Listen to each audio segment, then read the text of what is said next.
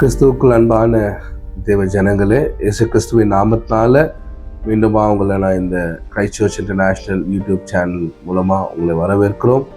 இந்த கிறிஸ்மஸ் சீசனில் டிசம்பர் மந்தில் எல்லாரும் எக்ஸைட்டடாக கிறிஸ்மஸ் காரியங்களில் நீங்கள் ஈடுபட்டு இருப்பீங்க. கேரல்ஸ், ஹவுஸ் விசிட்டிங்கு, ப்ரேயரு, நிறைய காரியங்கள். ஆனால் இந்த கிறிஸ்மஸ் சீசனில் நமக்கு இருக்கிறதான ஒரு பெரிய சந்தோஷமே இயேசு பாலகன் பிறந்திருக்கிறார். ஸோ இந்த December season it's a full of joy. இயேசு இன்னைக்கு டிசம்பரில் மட்டும் பிறந்தார் அப்படின்னு சொல்லி நான் முடிக்கல. அவர் 2000 வருஷத்துக்கு முன்பதாகவே இந்த பூமியில் ஜனித்தார். அனுதினமும் நமக்கு கிறிஸ்மஸ் தான். ஸோ இந்த பர்டிகுலர் சீசனில் நம்ம அதை இன்னும் ரெக்கக்னைஸ் பண்ணி நம்ம நிறைய காரியங்களை ஆத்தும அறுவடைக்காக நம்ம செய்யும் போது heaven will rejoice, பரலோகம் அதனால சந்தோஷம் அடைகிறது. ஸோ இன்றைக்கி கூட நம்ம தேவனுடைய வார்த்தைக்கு நேராக நம்ம போவோம். உங்களுக்காக நான் வாசிக்க விரும்புகிற ஒரு பேசேஜ் எபிரேயர் புஸ்தகத்திலிருந்து 11வது அதிகாரம். எல்லாருக்கும் தெரிஞ்ச வசனம் தான். எபிரேயர் 11:6 வசனம். விசுவாசம் இல்லாமல் தேவனுக்கு பிரியமாக இருப்பது கூடாத காரியம். தேவனிடத்தில் சேருகிறவன் அவர் உண்டென்றும் தன்னை தேடுகிறவர்களுக்கு பலன் அளிக்கிறார் என்றும் விசுவாசிக்க வேண்டும். So faith is the substance. உங்களுக்கு அந்த வசனத்தை வாசிக்கிறேன். எபிரேயர் 11:1 வசனம். Hebrew chapter 11 and verse 1. விசுவாசமானது நம்பப்படுகிற உறுதியும் காணப்படாதவை நிச்சயமாக இருக்கிறது. அதனாலே முன்னோர்கள் நற்சாட்சி பெற்றார்கள். ஸோ விசுவாசம் இங்கே சொல்லும் போது நம்பப்படுகிறவின் உறுதியும் காணப்படாதவர்கள் நிச்சயம்னு நம்ம பார்க்கிறோம். விசுவாசம் கண்டிப்பாக ஒரு கிறிஸ்துவர்களுக்கு தேவை என்று வேதம் சொல்லுது. யாரும் விசுவாசம் இல்லைன்னு சொல்ல முடியாது. ஏன்னா இன்னொரு இடத்துல சொல்லப்படுகிறது, கிருபையினாலே விசுவாசத்தை கொண்டு நீங்கள் ரட்சிக்கப்பட்டீர்கள், இது தேவனுடைய ஈவு அப்படின்னு சொல்லி வசனம் சொல்லுது. So faith is given as a gift to the believers. இப்போ விசுவாசம் என்பது ஒவ்வொரு மனுஷனும் யாரெல்லாம் இயேசுவை விசுவாசித்து சொந்த ரட்சகராக ஏற்றுக்கொண்டாங்களோ அவங்களுக்குள்ள ஆண்டவர் கொடுத்துருக்கிறதான ஒரு கிஃப்ட் அது. So everybody has a faith. But அந்த விசுவாசம் நம்ம அதை என்ன பண்ண வேண்டியதாக இருக்குது, பயன்படுத்த வேண்டியதாக இருக்கிறது. மார்க் 11வது அதிகாரம். இயேசு கிறிஸ்து அந்த அதிகாரத்தில் சில விஷயங்களை விசுவாசத்தை குறித்து நமக்கு கற்றுக் கொடுத்திருக்கிறாரு. இயேசு அவர்களை நோக்கி, தேவனிடத்தில் விசுவாசமாக இருங்கள். எவனாகிலும் இந்த மலையை பார்த்து நீ பயந்து சமுத்திரத்திலே தள்ளுண்டு போ என்று சொல்லி தன் சொன்னபடியே நடக்கும் என்று தன் இதயத்திலே சந்தேகப்படாமல் விசுவாசித்தால் அவன் சொன்னபடியே ஆகும் என்று மெய்யாகவே உங்களுக்கு சொல்கிறேன். 22-23 இந்த வசனத்துல இயேசு கிறிஸ்து சொல்றாரு, விசுவாசம், பேசு, சந்தேகம், இந்த 3 காரியத்தை குறித்து இயேசு இங்க சொல்றார். விசுவாசித்தால், சந்தேகப்படாமல் நீங்க கேட்டீங்கன்னா, சொன்னீங்கன்னா, பேசுனீங்கன்னா அந்த காரியம் உங்க வாழ்க்கையில நிறைவேறும்னு சொல்லி சொல்றாரு. அப்ப இன்னைக்கு விசுவாசத்தை திருடுற ஒரு விஷயம் என்ன? சந்தேகம். நம்ம வாழ்க்கையில நம்ம ஆண்டவர்கிட்ட இருந்து சில விஷயங்களை பெற்றுக்கொள்ள முடியாம போறதுக்கு, நம்முடைய ஜபத்துக்கு தடையா இருக்கிறது, நம்முடைய ஜபத்துக்கு பதில் வராமல் தாமதிக்கிறது, இல்லை சில விஷயம் நமக்கு ஜபித்து கிடைக்காம இருக்கிறதுக்கு நிறைய காரணங்களில் முக்கியமான ஒரு காரணம் நான் என்ன சொல்ல விரும்புவேன்னா, அவிசுவாசம், இல்லைன்னா சந்தேகம், இல்லைன்னா பயம். அதனால தான் யாக்கோபு 1ஆம் அதிகாரத்தில் நான் உங்களுக்கு ஒரு வசனத்தை வாசிக்கிறேன். 1ஆம் அதிகாரம் 5ஆம் வசனத்தை வாசிக்கிறேன். உங்களில் ஒருவன் ஞானத்தில் குறைவுள்ளவனாயிருந்தால் யாவருக்கும் சம்பூர்ணமாய் கொடுக்கிறவரும் ஒருவரையும் கடிந்து கொள்ளாதவரும் ஆகிய தேவனிடத்தில் கேட்க கடவான், அப்பொழுது அவனுக்கு கொடுக்கப்படும். ஆனாலும் அவன் எவ்வளவாகிலும் சந்தேகப்படாமல். இங்க பைபிள் சொல்லுது, உங்களில் ஒருவன் ஞானத்தில் குறைவுள்ளவனாயிருந்தால், நீங்க எதுல குறைவுள்ளவர்களா இருந்தாலும் நீங்க சம்பூர்ணமாய் கொடுக்கக்கூடிய தேவனிடத்துல கேட்க கடவீர்கள். யாக்கோபு சொல்றாரு, நம்முடைய ஆண்டவர் அபண்டன்ட்டா கொடுக்கிறவர். நீங்க கேட்கிறதுக்கும் நீங்க நினைக்கிறதுக்கும் மேலாக அவர் கொடுக்கிற தேவன். அதான் எபேசியர் 2ஆம் அதிகாரத்தை நம்ம பார்க்கிறோம். வேண்டிக் கொள்ளுகிறதற்கும் நாம் நினைக்கிறதற்கும் மிகவும் அதிகமாக கிரியை செய்கிறவருடைய வல்லமையின்படியே நமக்கு அவர் செய்ய வல்லவராயிருக்கிறார். அப்போ ஆண்டவர் நாம் நினைக்கிறதுக்கும் வேண்டிக் கொள்ளுகிறதற்கும் மேலாக அவர் கிரியை செய்கிறவர். அப்போ நம்முடைய நினைவுகள் தான் சில நேரங்களில் நமக்குள்ள அவ்விசுவாசத்தையும் சந்தேகத்தையும் கொண்டு வருகிறதா இருக்கிறது. So we have to deal with our thoughts or thinking process. நம்ம எதை யோசிக்கிறோம், எதை தியானிக்கிறோம், எதை பேசுகிறோம், எதை ட்ரீம் பண்ணுறோம், அது ரொம்ப முக்கியமானதாக இருக்கிறது. இப்போ இங்கே யாக்கோபு அதை தான் சொல்கிறாரு. ஆனாலும் அவன் எவ்வளவாகிலும் சந்தேகப்படாமல் விசுவாசத்தோட கேட்க கடவான். சந்தேகப்படுகிறவன் காற்றினால் அடிபட்டு அலைகிற கடலின் அலைக்கு ஒப்பாயிருக்கிறான். அப்படிப்பட்ட மனுஷன் தான் கர்த்தரிடத்தில் எதையாகிலும் பெறலாம் என்று நினையாதிருப்பானாக. இருமனம் உள்ளவன் தன் வழிகளிலெல்லாம் நிலையற்றவனாயிருக்கிறான். 2 மனம் உள்ளவன் தன் வழிகளிலெல்லாம் நிலையற்றவன் என்று யாக்கோபு சொல்றாரு. ஸோ மைண்டை ரொம்ப முக்கியமானது, நம்முடைய சிந்தை ரொம்ப முக்கியமானது. ஏன்னா இந்த சிந்தையில தான் நம்ம என்ன பண்ணோம், மைண்ட் என்ற அந்த ஃபீல்டில் தான் நமக்கு விசுவாசமும் வருது, அவிசுவாசமும் வருது, சந்தேகமும் வருது, பயமும் வருது. நாம் யாருன்றதே நம்மளை ஷேப் பண்ணுறதே நம்முடைய மைண்டு தான்.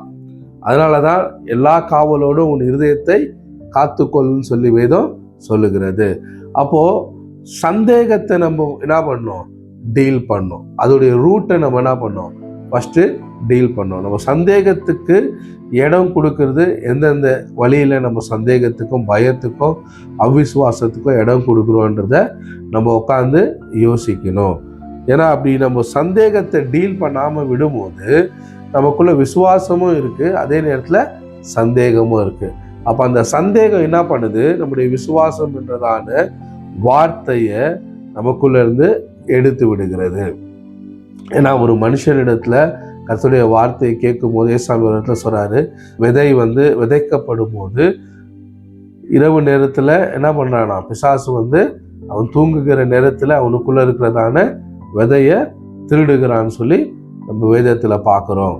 அவனுக்குள்ள போடப்பட்ட வார்த்தைய அவன் எடுக்கிறான்னு சொல்லி. அப்போ உங்களுக்குள்ள போடப்பட்டிருக்கிறதான விசுவாசமும் உங்களுக்குள்ள போடப்பட்டிருக்கிறதான வாக்கு தத்தங்களும் நீங்க எல்லா காவலோட என்ன பண்ணணும், நீங்க காத்துக்கொள்ளணும். எப்படி காத்துக்கொள்றது, நீங்க அவ்விசுவாசத்தை ஐடென்டிஃபை பண்ணணும்.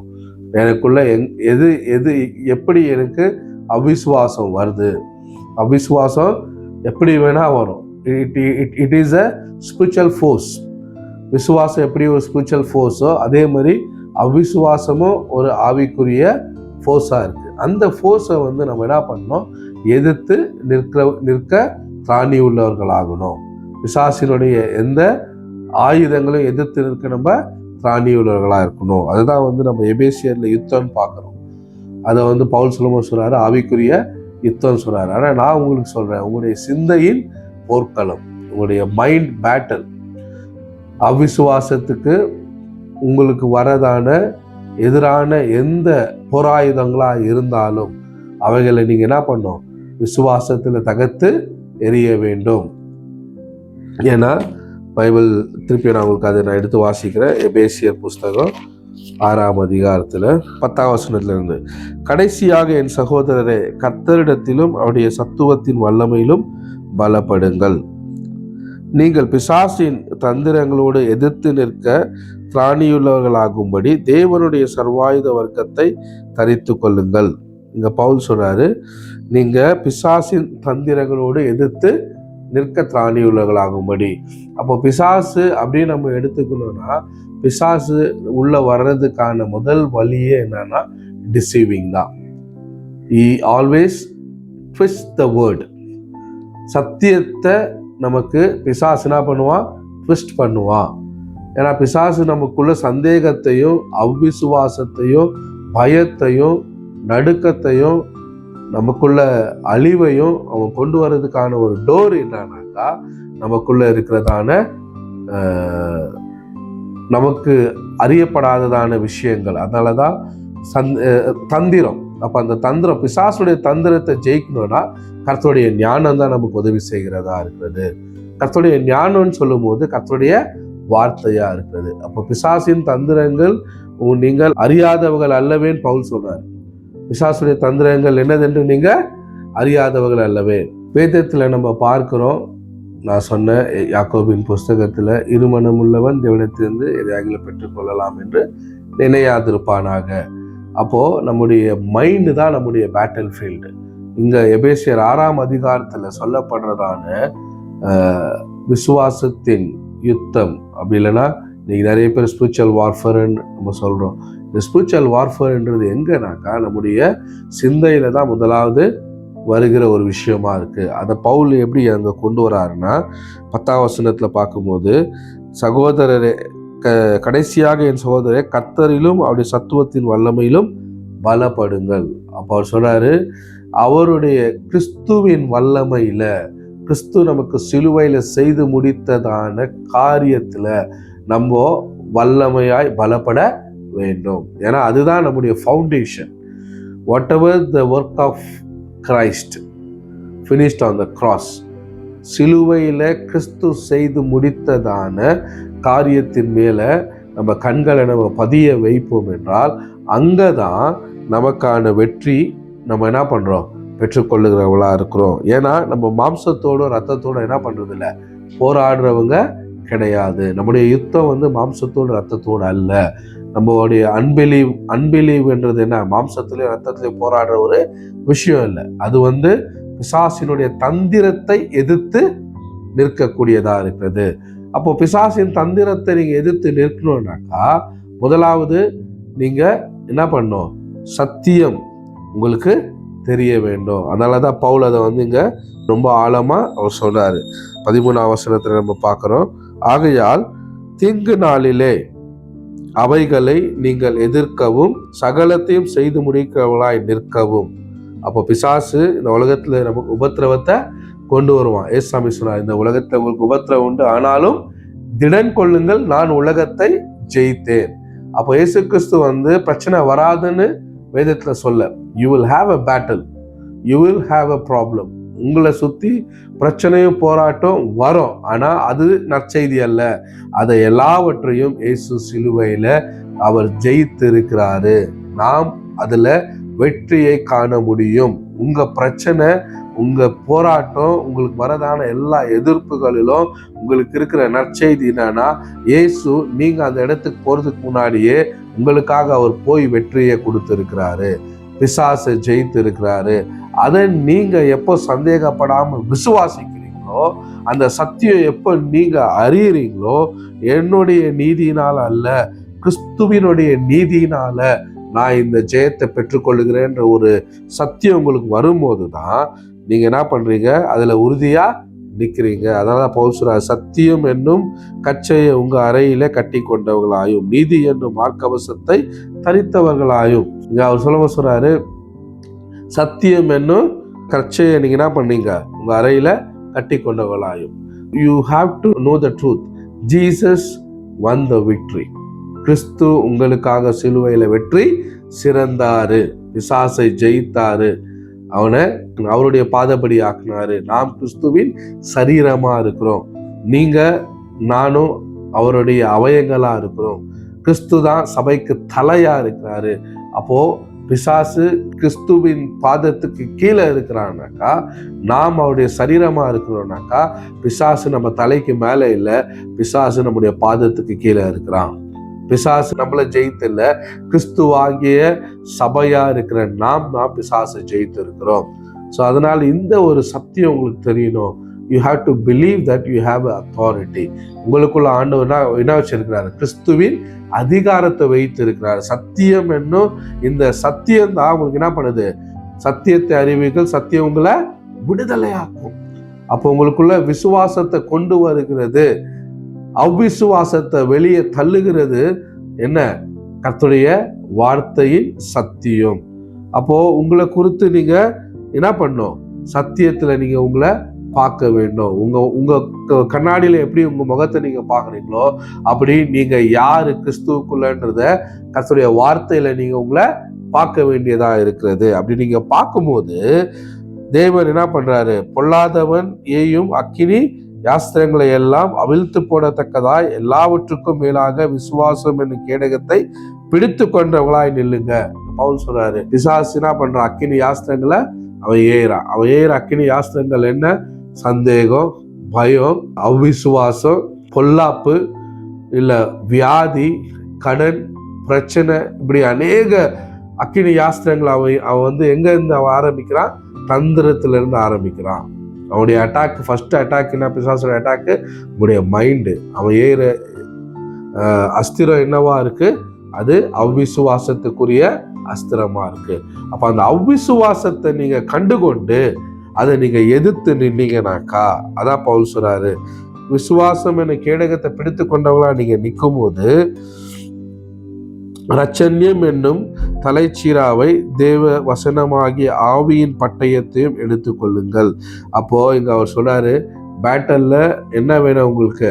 உங்களுக்கு ரட்சிப்பு உண்டாயிடுச்சு, வசனம் என்னும் ஆவியின் பட்டயத்தை எடுத்துக்கொள்ளுங்க. பிசாசு உங்களுக்கு விரோதமா ஏகிற எந்த அஸ்திரமா இருந்தாலும், எந்த ஒரு தந்திரமா இருந்தாலும், சத்தியத்தை நீங்க பேசும்போது ஆவியின் பட்டயம் அங்க வேலை செய்கிறதா இருக்கிறது. சத்தியத்தை நீங்க பேசும்போது உங்களுக்குள்ள வருகிறதான அவ்விசுவாசத்தை நீங்க வெளியே துரத்துறவங்களா இருக்கிறீங்க. ஏன்னா நீங்க அவ்விசுவாசத்தை ஃபர்ஸ்ட் டீல் பண்ணலன்னா விசுவாசத்துல உங்களால என்ன பண்ண முடியாது, வளரவே முடியாது. அப்போ அவ்விசுவாசம் என்ற வேற நீங்க என்ன பண்ணணும்? பிடுங்கி போடணும். எப்படி பிடுங்கி போடுறது? உங்க மைண்டுக்குள்ள எதெல்லாம் கர்த்தருடைய வாக்குத்தத்தத்துக்கு விரோதமான எண்ணங்கள் வருதோ அது எல்லாத்தையும் என்ன பண்ணணும்? தூக்கி உதறி தள்ளணும். தள்ளிட்டு உங்களுடைய கண்களை கிறிஸ்துவின் மேல, சத்தியத்தின் மேல, அவருடைய வார்த்தையின் மேல நீங்க பதிய வைக்கும் போது உங்க ஓட்டம் பலமுள்ளதா ஆண்டவர் மாற்றுவாரு. உங்களுடைய வெற்றி அது உங்க கையில இருக்கிறதா இருக்கிறது. ஏன்னா இந்த சந்தேகம் வந்து ஒரு பெரிய பிரச்சனை. அதான் இயேசு சுவாமி கூட சொன்னாரு, மார்க்ல நான் ஏற்கனவே வாசிச்சேன், மழை நமக்கு பிரச்சனை கிடையாது, ஏன்னா மழையை பார்த்து பேசுன்னு சொன்னாரு. ஆனா சந்தேகப்படாமல் சொன்னாரு. நீ சந்தேகப்படாமல் விசுவாசித்தால் இந்த மழை பெயர்ந்து சமுத்திரத்துல தள்ளிட்டு போகும். இன்னொரு இடத்துல சொன்னார், கடுகளவு விசுவாசம் இருந்தாலும் இந்த மழையை பார்த்து நீ பேசும்போது அது பெயர்ந்து சமுத்திரத்துல போகும்னு சொன்னாரு. அப்போ விசுவாசம் எவ்வளவு பெருசு, எவ்வளவு மெஷரு அப்படின்றத விட நீங்க சந்தேகத்துக்கு இடம் கொடுக்காம இருந்தீங்கன்னா உங்க விசுவாசம் அது பரிபூர்ண ரிசல்ட்டை கொண்டு வருகிறதா இருக்கிறது. சந்தேகம் வருமானா நிச்சயமா வரும், பயம் வருமானா வரும், குழப்பம் வருமானா வரும். ஏன்? பிசாசுடைய வேலையே அவன் தந்திரமானவன், அவன் பொய்யனும் பொய்யுக்கு பிதாவமா இருக்கான். அவன் எப்பெல்லாம் சத்தியத்தை ட்விஸ்ட் பண்ண முடியுமோ, எப்பெல்லாம் வாக்கு தத்தத்தை நமக்குள்ள சந்தேகத்தை கொண்டு வர முடியுமோ, தேவனுடைய வாக்கு தத்தத்துக்கு விரோதமா நம்ம சந்தேகத்தை போட முடியுமோ அதுதான் வேலை. அதான் அவன் பண்ணினே இருப்பான். ஆனா நம்ம வேலை என்ன? நமக்கு உரைத்தவர் உண்மை உள்ளவரா இருக்கிறாரு, நம்மளை அழைத்தவர் உண்மை உள்ளவரா இருக்கிறாரு, வாக்கு பண்ணினவர் உண்மை உள்ளவரா இருக்கிறாரு, அந்த வாக்கு தத்தத்தை நிறைவேற்ற அவர் போதுமானவரா இருக்கிறாரு. ஏன்னா ஒரு ஸ்டோரியை பைபிளை நம்ம வாசிக்கிறோம், ஜான் த பேப்டிஸ்டை குறித்து நம்ம பார்க்கிறோம். யோவான் ஸ்நானகனை குறித்து சொல்லும் போது நம்ம மத்தேயு 3 அதிகாரத்துல இயேசு கிறிஸ்து என்ன பண்றாரு? யோவான் ஸ்நானகன் கிட்ட வராரு, ஜலத்துல ஞானஸ்தானம் எடுக்கிறாரு.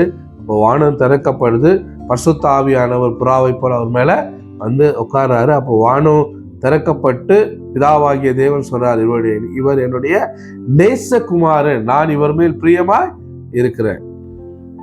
இவ்வளோ விஷயம் அங்க நடக்குது. இது நடந்து யோவான் ஸ்நானகனே சொல்றாரு அந்த இடத்துல, நான் உம்மிடத்தில் ஞானஸ்தானம் பெற்றுக்கொண்டிருக்க நீர் என்னிடத்தில் வந்து ஞானஸ்தானம் பெறலாமோ? உங்களுடைய பாதரட்சியை தொடர்றது கூட நான் என்ன இல்லை, பாத்திரன் அல்ல அப்படின்றாரு. அப்பனா வந்தவர் யாரு, ஞானஸ்தானம் எடுக்கிறவர் யார் என்று யோவான் ஸ்நானனுக்கு ரொம்ப நல்லா தெரியும். அதை விட பிரதானமா வானம் திறக்கப்பட்டு ஒரு விட்னஸ் வந்து கொடுக்கப்படுது. இந்த சம்பவம் நடந்து யோவான் ஸ்நானகன் வந்து என்ன பண்றாரு? ஏரோது ராஜாவினால சிறை பிடிக்கப்படுறாரு. அதை நம்ம வந்து மத்தேயு 11 அதிகாரத்துல நம்ம வாசிக்கும் போது அதை நம்ம பார்க்கலாம். மத்தேயு 11 அதிகாரம், லூக் 7 அதிகாரத்துல நீங்க எடுத்து வாசிங்கன்னா அதுல வந்து அந்த சாப்டர்ல நீங்க பார்க்கலாம். யோவான் ஸ்நானகன் வந்து சிறைச்சாலையில அவர் வந்து அடைக்கப்படுறாரு. இது சுமார் ஒரு ஸ்காலர் சொல்றாரு, எனக்குரிய 6 மாதமான பிறகு, ஒரு 6 மாதம் அளவு அவர் ஜெயிலில் இருக்கிறாரு.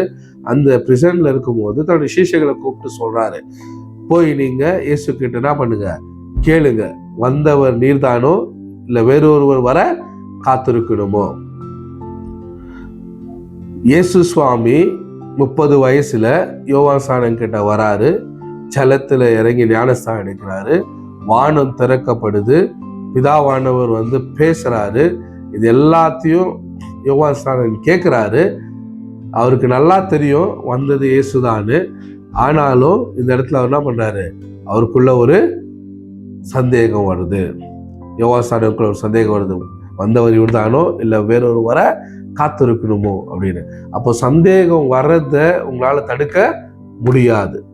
சந்தேகம்ன்றது எப்பவுமே கர்த்தர் நமக்கு சொன்னதுக்கு ஆப்போசிட்டா நடக்கிறது தான். நம்ம வாழ்க்கையில கர்த்தர் என்ன சொன்னாரோ அது ஆப்போசிட்டா நடக்கும்போது நல்லா தெரிஞ்சுக்கணும், பிசாசு என்ன பண்றான், நமக்கு சந்தேகத்தையும் பயத்தையும் நமக்குள்ள கொண்டு வரும்படிக்கு அவன் என்ன பண்றான், சூழ்நிலையை நமக்கு விரோதமாய் மாற்றுகிறான். ஆனா நம்முடைய உறுதியான, நமக்கு பிடித்து கொள்ற நங்கூரம் யாரு? நம்ம ஆண்டவராகிய இயேசு கிறிஸ்துவா இருக்கிறாரு. அவர் தான் நம்ம ஆத்தும நங்கூரமா இருக்கிறார். அவர் தான் நம்முடைய ஆத்தும நங்கூரமா இருக்கிறாரு.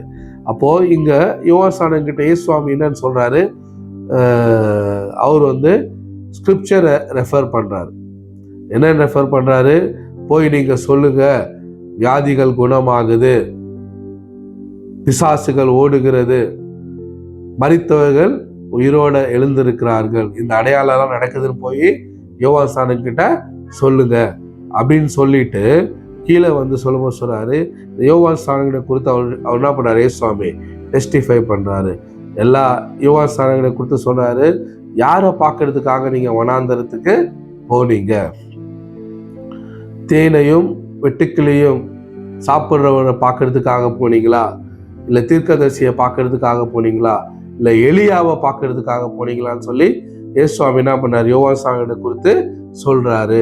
அப்போ யோவான் ஸ்நானனை குறித்து இயேசு சொல்லும் போது எப்படி சொல்றாருனாக்கா, அவர் மல்கியா புஸ்தகத்துல சொல்லப்படுது, யோவான் ஸ்நானகன் வரப்போகிற தீர்க்கதரிசனத்தை குறித்து எழுதப்பட்டிருக்கு. மெசியா வருவதற்கு முன்பாக அவருக்கு வழியை ஆயத்தப்படுத்தும்படி ஒருவர் வருவாருன்னு கொடுத்து மல்கியா புஸ்தகத்துல தீர்க்கதரிசனமா சொல்லப்பட்டிருக்கு. அதே போல ஏசாயா புஸ்தகத்திலயும் தீர்க்கதரிசனமா சொல்லப்பட்டிருக்கு. இதை தான் இயேசுவாமி என்ன பண்ணாரு, அங்க லூக்கா புஸ்தகத்துல, மத்தேயு புஸ்தகத்துல அதை ஞாபகப்படுத்துறாரு. இதுதான் இவரை குறித்து, யோவானை குறித்து எழுதப்பட்டு இருக்கிறது. என்னன்னு, அவர் இல்ல வேறொரு வர காத்திருக்கணுமோ அப்படின்னு. அப்போ சந்தேகம் வர்றத உங்களால தடுக்க முடியாது.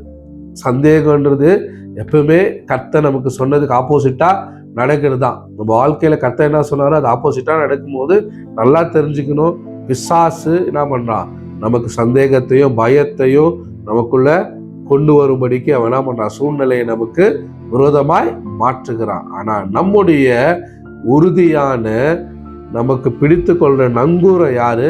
நம்ம ஆண்டவராகிய இயேசு கிறிஸ்துவா இருக்கிறாரு. அவர் தான் நம்ம ஆத்தும நங்கூரமா இருக்கிறார். அவர் தான் நம்முடைய ஆத்தும நங்கூரமா இருக்கிறாரு.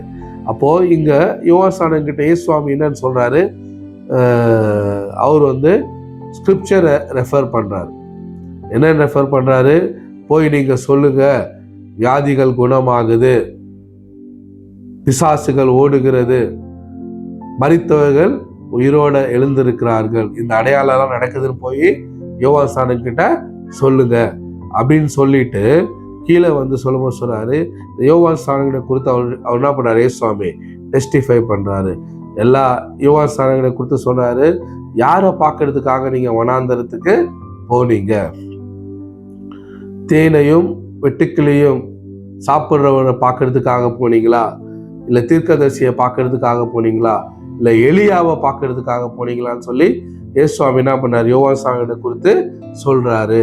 அப்போ யோவான் ஸ்நானனை குறித்து இயேசு சொல்லும் போது எப்படி சொல்றாருனாக்கா, அவர் மல்கியா புஸ்தகத்துல சொல்லப்படுது, மல்கியா புஸ்தகத்துல யோவான் ஸ்நானகன் வரப்போகிற தீர்க்கதரிசனத்தை குறித்து எழுதப்பட்டிருக்கு. மெசியா வருவதற்கு முன்பாக அவருக்கு வழியை ஆயத்தப்படுத்தும்படி ஒருவர் வருவாருன்னு கொடுத்து மல்கியா புஸ்தகத்துல தீர்க்கதரிசனமா சொல்லப்பட்டிருக்கு. அதே போல ஏசாயா புஸ்தகத்திலயும் தீர்க்கதரிசனமா சொல்லப்பட்டிருக்கு. இதை தான் இயேசுவாமி என்ன பண்ணாரு, அங்க லூக்கா புஸ்தகத்துல, மத்தேயு புஸ்தகத்துல அதை ஞாபகப்படுத்துறாரு. இதுதான் இவரை குறித்து, யோவானை குறித்து எழுதப்பட்டு இருக்கிறது. என்னன்னு அவர் எழுதியிருக்கிறாரு, யோவான் சாதாரண மனுஷன் அல்ல, அவர் ஸ்திரீயின் இடத்துல பிறந்த விசேஷித்த மனுஷன் சொல்றாரு. எலியாவை காட்டிலும் பெரியவர்னு சொல்றாரு, மோசேயை காட்டிலும் பெரியவர் சொல்றாரு. ஏன் அந்த இடத்துல யோவானுக்குள்ள ஒரு சந்தேகம் இருக்கு, ஜான் த பேப்டிஸ்டுக்குள்ள ஒரு சந்தேகம் இருக்கு. அந்த சந்தேகத்தை போக்குறதுக்கு இயேசு கிறிஸ்து என்ன பண்ணாரு, சத்தியத்தை அவங்களுடைய சிஷ்யரிடத்துல சொல்றாரு. யோவான் சாதாரண மனுஷன் இல்லை, யோவான் எலியாவிலும் பெரியவன், யோவான் மோசேயிலும் பெரியவன், யோவான் அவனை குறித்து இந்த வேதத்துல எழுதப்பட்டிருக்குன்னு. அப்போ உங்களுடைய சோர்வான நேரங்கள்ல, சந்தேகமான நேரங்கள்ல, பிரச்சனையான நேரங்கள்ல உங்களை குறித்து தேவன் வேதத்துல எழுதியிருக்கிறாரு, வெற்றியை உங்களுக்கு வைத்திருக்கிறாரு. உங்களை குறித்து நீங்க பார்க்கணும், நான் என்னை பலப்படுத்துகிற கிறிஸ்துவினால எல்லாவற்றையும் செய்ய எனக்கு பலன் உண்டு. அப்போ நீங்க எப்படி இயேசு கிறிஸ்து யோவான் ஸ்நானகனை குறித்து சாட்சி சொல்லும் போது அவருக்குள்ள இருந்த அந்த சந்தேகத்தை அவருக்கு தெளிவுபடுத்தினாரோ, அதே போல நம்முடைய பலவீனங்களிலோ, நம்முடைய அவிசுவாசத்திலோ, நம்முடைய சந்தேகத்திலோ இயேசு அவருடைய வார்த்தை நம்மளை திடப்படுத்துகிறதா இருக்கிறது, நமக்குள்ள விசுவாசத்தை கட்டி எழுப்புகிறதா இருக்கிறது. அதனால நம்ம சந்தேகத்தை எதிர்த்து நிற்கும் போது விசுவாசம் பெருகுகிறதா இருக்கிறது. எப்போ விசுவாசம் பெருகுகிறதோ அப்போ அற்புதங்கள் நடக்கிறதா இருக்கிறது. இந்த வசனத்தை கேட்டுக்கொண்டு இருக்கிறவங்களை பார்த்து நான் சொல்றேன், சந்தேகப்படாதீங்க. சந்தேகம் பிசாசினுடைய ஒரு ஆயுதமா இருக்கிறது. பயம் பிசாசு கொண்டு வருகிற ஒரு ஆயுதமா இருக்கிறது. குழப்பம் பிசாசு கொண்டு வருகிற ஒரு ஆயுதமா இருக்கிறது. அவைகளை நீங்க எதிர்த்து நில்லுங்க. சத்தியம் என்னதான பட்டய, வசனம் என்றதான ஆவியின் பட்டயத்தை நீங்க எடுத்து என்ன பண்ணுங்க, பேசுங்க. ஆவியின் பட்டயத்தை நீங்க உங்க வாய்கள்ல நீங்க அறிக்கை பண்ணுங்க. என்னை பலப்படுத்துகிற கிறிஸ்துவினால எல்லாவற்றையும் செய்ய எனக்கு பலன் உண்டு. நான் ஒருவேளை ஞானத்தில் குறைவுள்ளவனா இருந்தா இந்த சூழ்நிலையில நான் எப்படி ரியாக்ட் பண்ணணும் நான் தெரியாம இருந்தேனாக்கா, சம்பூர்ணமாய் கொடுக்கிறவரா இருக்கிற தேவனிடத்துல நான் கேட்பேன். யாக்கோபா தான் சொல்றாரு, நீ ரெண்டு மனமா இருக்கும்போது, நீ கன்ஃபியூஷனா இருக்கும்போது, உனக்கு என்ன பண்ணுன்னு தெரியாத போது நீ எதையும் பெற்றுக்கொள்ள முடியாது. ஆனா நீ அந்த குழப்பமான உன்னுடைய இருதயத்தை, சந்தேகமான உன்னுடைய சூழ்நிலைய கொண்டு போய் தேவ சமூகத்துல நீ உட்கார்ந்து, நீங்க சம்பூர்ணம் உள்ளவர், நீங்க பரிபூரணர், நீங்க நல்லவர், நீங்க சர்வ ஞானி, இந்த சூழ்நிலையில என்னுடைய அவிசுவாசத்தை நீக்கி எனக்கு விசுவாசத்தை கொடுங்க நீங்க கேட்கும் போது ஆண்டவர் உங்களுக்கு ஞானத்தையும் விசுவாசத்தையும் பெருக செய்கிறவரா இருக்கிறாரு. அதனால வெற்றியை உங்க வாழ்க்கையை நீங்க காண்கிறவர்களா இருக்கீங்க. இதை கேட்டுக்கொண்டு இருக்கிற ஒவ்வொருவருக்காக நான் ஜெபம் பண்ணுகிறேன். இப்பொழுது கூட என்னோடு கூட நீங்க ஜெபம் பண்ணலாம். பிதாவே, இயேசுவின் நாமத்தினால இந்த வசனத்தை கேட்டுக்கொண்டு இருக்கிற ஒவ்வொருவருக்காக நான் ஜெபிக்கிறேன். நாங்க விசுவாசத்தோடு ஜெபிக்கிறோம் ஐயா. சந்தேகப்படாமல் விசுவாசிக்கிறவன் பாக்கியவான் என்று சொன்னீங்களே, இப்பொழுது அப்பா யாரெல்லாம் ஆண்டவரே அப்பா அவிசுவாசத்துல, பயத்துல, குழப்பத்துல, நடுக்கத்துல இருக்கிறாங்களோ அவங்கள் மீது பரிசுத்த ஆவியானவர் இறங்கி வருவீராக. தெளிந்த சிந்தையை நீர் கொடுப்பீராக. உடைய சத்தியம் ஆண்டவரே அவங்களை விடுதலை ஆக்குவதாக. இப்பொழுதே எல்லா பயமும் நீங்குவதாக. அற்புதங்கள் நடப்பதாக இயேசுவின் நாமத்தினால. அப்பா கடுகளவு விசுவாசம் இருந்தாலும் அப்பா அந்த மலை சமுத்திரத்துல பெயர்ந்து தள்ளுண்டு போகும் என்று சொன்னீங்களே, இப்பொழுதே நான் ஜெபிக்கிறேன். இவங்களுடைய விசுவாசமான அப்பா பரிபூர்ண ஆண்டவரே அற்புதத்தை கொண்டு வரும்படியாக இவங்களோடு நான் ஜெபிக்கிறேன் ஐயா. நீ சம்பூர்ணமாய் பகிர்ந்து கொடுக்கிற தேவன் ஆண்டவரே, நீ ஒருவரையும் கடிந்து கொள்ளாத தேவன் ஆண்டவரே, இப்பொழுதே உம்முடைய ஆண்டவரே சம்பூர்ணமான ஆசீர்வாதத்தை அப்பா விசுவாசம் இவங்களுக்குள்ளாய் ஆண்டவரே பெருகி அந்த அற்புதத்தை பெற்றுக்கொள்ளும்படியாய் ஜெபிக்கிறேன். அதே போல ஆண்டவரே அவ்விசுவாசம் என்ற வேற இவங்க நோட்டீஸ் பண்ணும்படியாக, இவங்க சிந்தையிலிருந்து அதை வெளியே ஆண்டவரே துரத்தும்படியாக நான் ஜெபிக்கிறேன் ஐயா. ஏன்னா ஆண்டவரே சந்தேகம், ஆண்டவரே இருமனம், ஆண்டவரே குழப்பங்கள் உம்முடைய அற்புதத்துக்கு தடையா இருக்குது சுவாமி. அவைகளை அந்த வேரை பிடுங்கி போடும்படியாக நான் ஜெபிக்கிறேன். கர்த்தர் தாமே இந்த ஜெபத்தை கேட்கிறவர்களுக்கு நீர் பலனளித்து நீர் மகிழ செய்வீராக. இயேசுவின் நாமத்தில் பிதாவே, ஆமென். கர்த்தர் உங்களை ஆஸ்வதிப்பாராக. இந்த செய்தி உங்களுக்கு ஆஸ்வாதமாக இருக்குன்னா தயவு செய்து நீங்கள் மெசேஜ் மூலமாக தெரியப்படுத்தலாம், இல்லை கமெண்ட்ல தெரியப்படுத்தலாம். God bless you all. Amen.